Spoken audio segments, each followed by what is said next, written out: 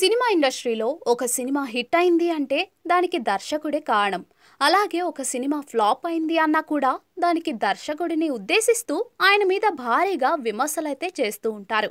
ముఖ్యంగా హీరోల అభిమానులు మాత్రం సక్సెస్ ఇచ్చిన దర్శకులను తల మీద పెట్టుకుంటే, తమ అభిమాన హీరోకి ఫెయిల్యూర్స్ ఇచ్చిన దర్శకులను మాత్రం విమర్శలు చేస్తూ వాళ్లకు సినిమాలు తీయడం చేత కాదు అనే రేంజ్లో వాళ్ళ మీద ఘాటు విమర్శలైతే చేస్తూ ఉంటారు. మరి మొత్తానికైతే ఇప్పుడు సెప్టెంబర్ 27వ తేదీన రిలీజ్ అవ్వబోతున్న దేవరా సినిమా దర్శకుడు అయిన కొరటాల శివ మీద ఇప్పటి నుంచే నెగటివిటీ అనేది బాగా పెరిగిపోతుంది.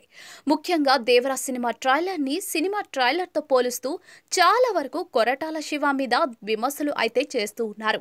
దానికి కారణం ఏంటి అంటే, ఇంతకు ముందు ఆయన చేసిన ఆచార్య సినిమాలో పాదఘట్టం అనే ఎపిసోడ్ తో ఆచార్య సినిమాని భారీ డిజాస్టర్ గా మలిచాడు.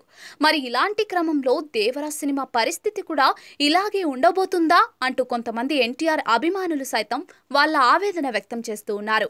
ఇక ఇదిలా ఉంటే మరికొంతమంది సోషల్ మీడియా వేదికగా కొరటాల శివను ట్రోల్ చేస్తూ ఉన్నారు. మరి ఈ సినిమాతో ఆయన భారీ సక్సెస్ ని అందుకుంటాడని పలువురు ఆశాభావాన్ని వ్యక్తం చేస్తుంటే, మరికొంతమంది మాత్రం ఈ సినిమా కూడా డిజాస్టర్ అవ్వబోతోంది అంటూ అటు ఎన్టీఆర్ ని ఇటు కొరటాలను డీగ్రేడ్ చేసే పనిలో ఉన్నట్టుగా తెలుస్తోంది.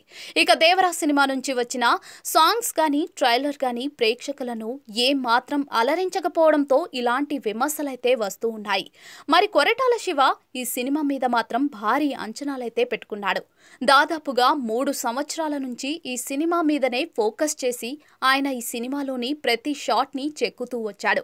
మరి ఇలాంటి క్రమంలోనే కొరటాల శివ మీద ఇలా నెగటివ్ కమెంట్స్ రావడం పట్ల అతని అభిమానులు కొంతవరకు నిరాశని వ్యక్తం చేస్తూ ఉన్నారు. అయినప్పటికీ కొరటాల మాత్రం ఇప్పుడు దేవరా సినిమాను సక్సెస్ గా నిలపాల్సిన అవసరం అయితే ఉంది.